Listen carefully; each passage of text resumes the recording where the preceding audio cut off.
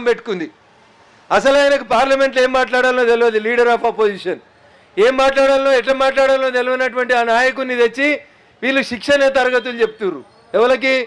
Congress party జిల్లా అధ్యక్షులందరికీ, Telangana Andhra Pradesh DCC అధ్యక్షులందరికీ ఏం తెలియని పప్పు ఎలియాస్ అప్పు వచ్చి ఇలా క్లాసులు చెప్తాడట పొద్దుటి నుంచి సాయంత్రం దాకా. అయ్యా మీ పప్పుకే పార్లమెంట్లో ఏం మాట్లాడాలో తెలియదు. ఆయనతోటి శిక్షణ తీసుకుంటే ఈ డిసిసి ప్రెసిడెంట్లు రేపు కాంగ్రెస్ని ఎట్లా కాపాడుతారు అనేది ఒకసారి కాంగ్రెస్ నాయకత్వం ఆలోచించాలి. నిజంగా రాహుల్ గాంధీ గారికి, కాంగ్రెస్ పార్టీకి, ఈ రాష్ట్ర ప్రభుత్వానికి ఎవరైనా ఇంటెలిజెన్స్ వాళ్ళు ఇక్కడ జరుగుతున్నటువంటి మీటింగ్ వివరాలను అందజేస్తే, నిజంగా రాహుల్ గాంధీ గారు ఒక్కసారి మీరు ఎన్నికల కంటే ముందు, ఈ రాష్ట్ర శాసనసభకు జరిగిన ఎన్నికల కంటే ముందు, ఈ రాష్ట్రంలో జరిగిన వివిధ ఎన్నికల సభల్లో మీరు మాట్లాడిన మాటలు, మీరిచ్చిన హామీలు, మీరు నెరవేర్స్తామని చెప్పినటువంటి మాటలు, మా ధర్నా చౌక్ నుంచి జర ఒక 1/2 కిలోమీటర్ ముందుకు పోతే ఒక స్టడీ సర్కిల్స్ నడిచేటువంటి ఏరియా అశోక్ నగర్ ప్రాంతం వస్తుంది.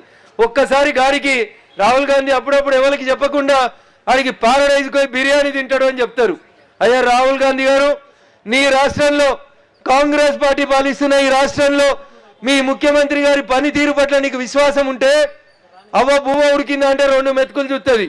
సెక్యూరిటీ లేకుండా అశోక్ నగర్ చౌరస్తా దాకా వచ్చి ఆడ ఐఏఎస్ స్టడీ సర్కిల్స్లో, ఇతర స్టడీ సర్కిల్స్లో చదువుకుంటున్నటువంటి నిరుద్యోగులని 2.5 ఏళ్లలో మా రేవంత్ రెడ్డి గారి పాలన ఎట్లున్నదని ఒక ఒపీనియన్ కలెక్ట్ అయ్యి ఒక 5 మంది పిల్లలతో మాట్లాడిపో చెప్తారు. నీకు ఇంకా ఒప్పుకుంటే మా ధర్నా 4కి అయిపోయినాక ఈ దారెంబడిపోతున్నటువంటి మా రిటైర్డ్ ప్రభుత్వ ఉద్యోగుల్ని ఎవరినన్నా ఒక 2 పలకరించి చూడు.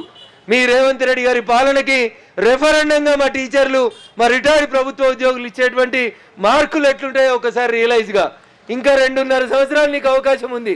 నిజంగా నీకు నేర్చుకోవాలని ఉంటే, సరిదిద్దుకోవాలని ఉంటే, కాంగ్రెస్ భవిష్యత్తులో ఎప్పుడన్నా అధికారం కోసం ఆలోచన చేయాలనుకుంటే వెనకడికి రాజులు, యువరాజులంతా ప్రజలలోకి మారువేషాల్లో పోయి ప్రజలు ఏమనుకుంటారో తెలుసుకుందరంట.